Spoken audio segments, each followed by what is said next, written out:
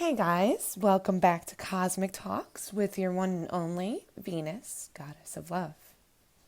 This is now episode 4, and today's topic is going to be about friends, like who to keep, avoid, and let go. Also, stick around for a small affirmation meditation at the end of this episode. Well, what better way to start this topic with a little bit of tough love? Like, some friendships are not meant to last forever. Basically, a friendship is like any other relationship. If it doesn't serve its purpose for your highest self, then maybe it's time to let go. How do you know if it's time to let go? If it's one-sided, what used to be fun is no longer fun anymore. You see past their mask and notice the things that they are saying aren't correlating with the energy you're trying to put out into the world. Or the things they are saying doesn't line up with your principles or values anymore, as you've grown past them already. Or maybe the habits that they took on are things you'd like to stay away from. Sure, as most empaths, it hurts to see them in this way. Like whatever habit that they took on, it hurts you to see them take on that habit. But help them from afar so you don't get caught up in their mess. I'm speaking through experience, that is. Especially if you care about this person. Also, if you or that friend was that person that used to party together and are no longer doing it, and then you're reminding them who they used to be, and it's unlike them, just stop right there. They moved on from it purposely because they realize other things in life, like tranquility or their own personal health, etc. Because who you used to be is no longer who you are anymore. And if you're constantly reminded by this friend, or you are constantly reminding this friend of who they used to be, they either need to let you go or you need to let them go. Because that means you didn't realize that the past doesn't define you anymore. Also, like most things, we must balance the time to play. Then, in time, those friendships that are meant to last will eventually be brought back together. Sometimes losing a friend because of whatever you're going through, a spiritual alignment is an example, at least during my tough times, will help you and the other friend realize the best friends or true friends that you always needed and wanted was always there. Again, make sure that this friendship is worth it. Sometimes reading between the lines help because their true colors are always shown, and sometimes we are placed in specific crowds of best friends or friendships to rise together and learn from one another, or to realize that this isn't the kind of crowd we are meant to be in. In time, you'll put all the pieces together to your puzzle, because it's waiting to be put together, people. Also, I think it's perfectly fine to have differences, because that is certainly healthy. But if someone is exerting negative energy in your realm, and you pick up on that energy, it slowly embodies you too. You'll notice it because it's actually exhausting. It's almost like you're drained. It can literally physically drain you to the point that when you think about that person, you feel really tired. I'm even getting tired right now. Ugh, okay, exhausting. Ugh. Anyway, we all came down here to ascend and fulfill our life's purpose. You don't have to believe it, especially my spiritual approach with things. And it's fine because, like most things, we absorb things like a sponge and we do our own research or soul searching of our own to have our own opinion or sense of inner wisdom. But if you read The Alchemist, you'll know what I mean by fulfilling our life purpose. And I'll say this again. You can help people as you ascend, but make sure you're in the right headspace while maintaining the path you'd like to be in before helping those around you. Because not everyone is meant to be on the same path as you, and not everyone is as pure as you. What I mean by that is that there are some soul-sucking kind of people who will pretend that they need help, and in fact, they just manipulate it to you to the point that they made you think that they needed help, and now you're drained and you're helping these people, and meanwhile, they didn't even need help, and they would just wanted you around, So be careful with whom you trust. Now, I'm going to continue. There's expression that is enlightening, to me at least, when something doesn't feel right, go left. What that means is reevaluating certain situations, and if that means taking yourself out of this friendship equation, do it. If you decide to seclude yourself, you'll notice a lot about yourself. Almost as though if you were one to take in someone's opinion about how to go forth in life, you'll realize following your own instinct all along is the correct way to live your life. This will in turn develop your instincts and intuitive abilities as you learn to trust yourself. I never took the opinions of others so seriously when it came to anything besides my dating life. Then I realized even the opinions of my own dating life shouldn't matter either, because it isn't anyone's business. Also, not everyone has pure intentions like you. And I said that before, and I'll say it again. So, not everyone has pure intentions like you. Sometimes they could be jealous of your career, your family life, your relationship, etc., and tend to manipulate you into thinking the quite opposite. The lips speak, but the intentions reveal the heart of a person. It's important to test and check people's motives and intentions. Basically, judge anything in your life at your own discretion. If you need help, ask someone who has the best judgment of character, or someone who is actually certified to give you guidance.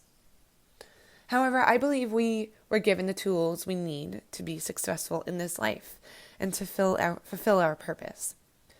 Over time, however, we stop listening to our inner voice, our guts, inner spirit, conscious, as our teachers and parents and others we think highly of, which is our husbands or wives, etc., whatever person you think highly of. So we impress their own ideologies on us, and we unconsciously make it our own. We need to periodically take time to reconnect to our inner self. During that time, we will inevitably do inventory on all of our relationships and anyone else's voice that speaks louder than ours. It needs to be reevaluated and possibly placed outside of our inner circle. Then, and only then, can we know if we are following our own true path or just going along with the intentions and will of others. So if you're still confused on who to cut out of your life in order to keep, sit down with yourself and weigh out the pros and cons. I'll use myself as an example. I always knew what I was meant to do in life. I always wanted to be a mother, and I still do. I've always wanted to get married, and I still do, regardless of the conformity that is pressured upon us, Because I was just born knowing what I wanted. Just like how I know I'm meant to do this podcast because my heart told me it was time to express. And I was meant to express to those who need help, who are in the process of healing. Because I have healed, and I feel like because I've healed, it's time for me to help heal others. And it's just like how I knew I'm meant to write and produce films, because I am a storyteller. Just like how I knew I wanted to photograph some stories because I love photography. And how I like helping people realize their true self, even if I have to sacrifice my own time, because that's who I am. I am a friend, or I am a person who holds so much compassion and that is willing to help others rise without losing myself. And if you care, guys, just be that person, because there are people who will cross our paths that need people like you. So be who you are, and I promise you, you will go somewhere. If you persist rather than resist, you must keep going. And along the way, you will find friends who support your dreams too. So let go of the people who don't support you or lift you up. Let go of the people who force you to do things you don't want to do, especially if your inner self tells you not to. Let go of what doesn't serve you. I tell you, my friends know I'm a little cuckoo. And it isn't bad, but they support my endeavors and understand my space and who I am, just like how I understand who they are. And that is friendship, guys. Anyway, let's end with the affirmation meditation. Now, find a quiet place to sit. Close your eyes. We're going to take a few breaths in through your nose and exhale it out through your nose. Inhale. Exhale. Inhale through your nose. Exhale through your nose. Now you're going to repeat after me with your eyes closed. Inhale. I am grateful for all the lessons. Exhale. I now release what no longer serves me. Inhale. I am grateful for all the lessons. Exhale. I now release what no longer serves me. Inhale. I am grateful for all the lessons. Exhale. I now release what no longer serves me. Inhale. I am grateful for all the lessons. Exhale. I now release what no longer serves me. Now breathe in. Exhale it all out. Breathe in one more time. And hold it. Exhale it all out. Hold it. And then inhale again.